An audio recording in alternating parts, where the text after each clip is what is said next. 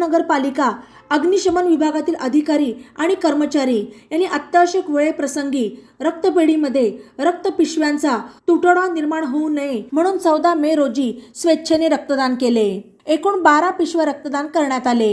यावेळी मुख्य अग्निशमन अधिकारी शंकर मिसाळ, वाहन चालक ज्ञानेश्वर नामदेव चाकणे, शुभम विष्णू गावडे, अग्निशमन मदतनीस पांडुरंग रामचंद्र माडगे, फायरमन भरत अशोक पडगे, शुभम मच्छिंद्र साठे, सिद्धार्थ दीपक खरात, दिनेश रेवणनाथ शिंदे, विठ्ठल वांढेकर, राहुल चंद्रकांत रोकडे, अविनाश दिलीप साठे, मयूर शिवाजी लांडगे यांनी रक्तदान केले।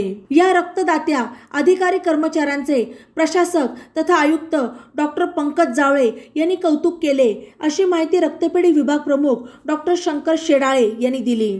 बातम्यांसाठी ई नवा मराठा यूट्यूब चॅनलला सबस्क्राईब करा आणि बेल आयकॉनवर प्रेस करा।